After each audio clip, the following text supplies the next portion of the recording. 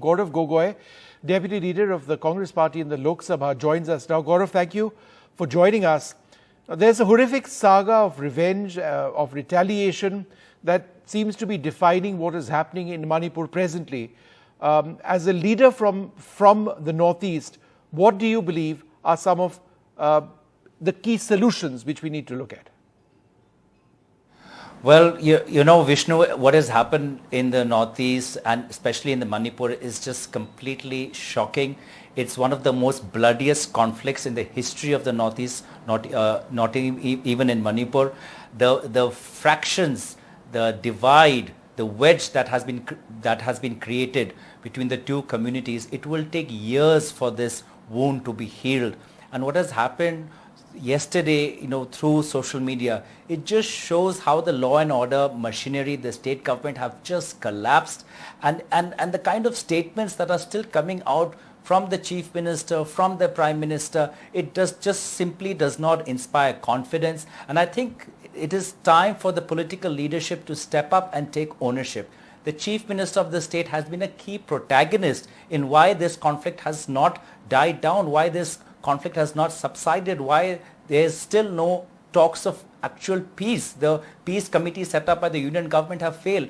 And allowing the chief minister to continue is a decision of the prime minister. I simply do not understand that even today the prime minister, knowing that the chief minister came to know about the ghastly incident of two women being gang raped only through social media when he is the home minister and the state police report to him. But the chief minister himself has stated that he only got to know through social media. Just shows how hands-off, how laissez-faire they are with the entire conflict in Manipur. And the prime minister's statement today, 78 days too late, still did not appeal for peace, still did not reflect on why his state government have failed.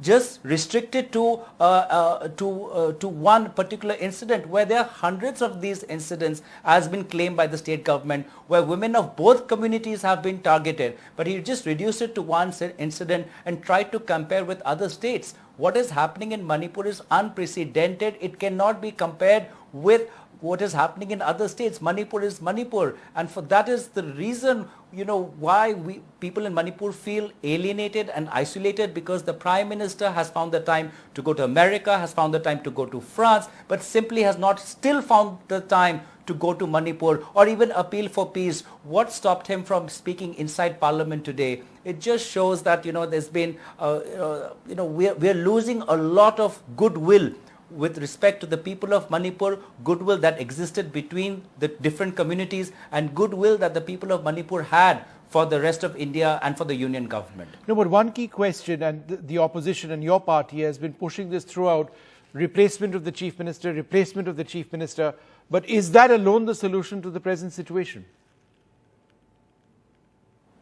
Well, if the chief, it is a very important part of the solution, because the chief minister himself has been a key protagonist in this conflict. This conflict has not come up all over a sudden. It has not come up all overnight. There has been a deliberate path that the chief minister has been following, which led to ordinary civilians, Vishnu, ordinary civilians storming the police treasury, taking up arms and fighting on each other. This is not the typical history of Northeast. In the history of Northeast, it has been insurgent groups which have taken up arms. But the chief minister has created such a volatile atmosphere of distrust and hate that ordinary people have taken up arms. And even after 78 days, they are no longer on talking terms. They are living in isolation. People of the valley are living in the valley. People of the hills are living in the hills. There's been a complete breakdown in the social fabric of Manipur, and the politics that has been played, indulged by the chief minister, has a key role. And again, dismissing the chief minister is a decision that the prime minister has to take, and he is still chosen to continue with this chief minister, knowing that his government has totally failed in protecting the lives of people of Manipur, which is the number one duty of any state government, is law and order and secure the lives of your citizens, in which case this government has totally failed. So prime minister's statement today is late, 78 days. It's incomplete because he didn't ask for peace, and it's still in denial because he's still giving the Biren Singh government a clean sheet. What about external factors, the presence of illegal migrants in furthering the violence? Do you believe that this is a real factor?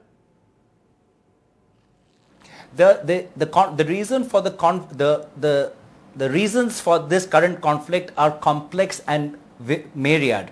It requires the cooperation of all ministries. One of the reasons that we've been told is about people coming in from Myanmar. Well, I believe the Union Government of India has a friendly relationship with the Union Government of Myanmar. If there's a problem of influx, whether of immigrants or of insurgents or of criminals, what has the foreign minister been doing? What has Jaishankar been doing? What has the NSA Ajit Doval been doing? You're allowing this influx of people or criminals to just come in unabated. In the past, the Union Government of India has worked with its counterparts in Myanmar and Bhutan and Bangladesh to smash hubs of crime and smash hubs of insurgency in our neighboring countries. What has prevented this government from doing so? So whether it's the Home Department, whether it's a National Security Advisor, whether it's the Foreign Ministry, there has been a complete failure. And that's why, while I say removing the Chief Minister is one aspect of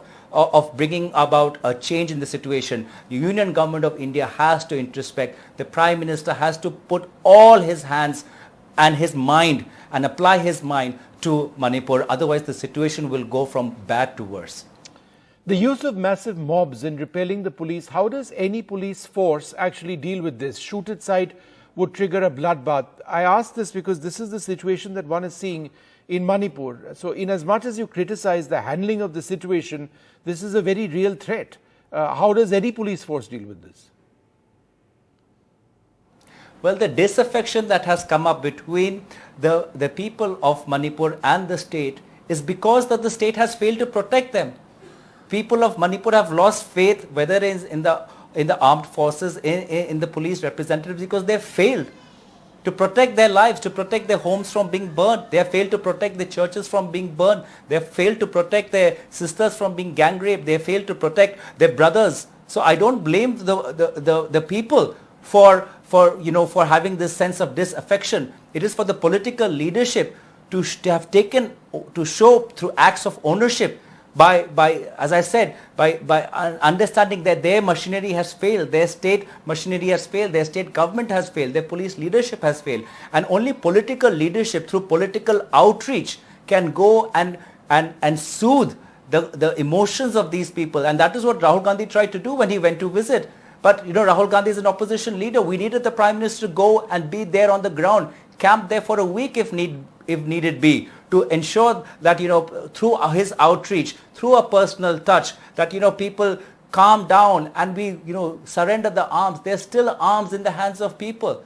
The people are living in ghettos right now. There's one community is living in one part of Manipur, another which is the hills, and other communities living in the valley, and there's just complete breakdown. It is heartbreaking because this conflict, this tension between the two communities is not new, it's old, but for the last 20 years we have not seen this level of conflict. The last conflict that I remember in Manipur was, which was of this scale, was in 1998. And since then, we are here in 2023, it's going on, it's unabated, and it's shocking to see the level of apathy both at the state and at the center by the Chief Minister and by the Prime Minister.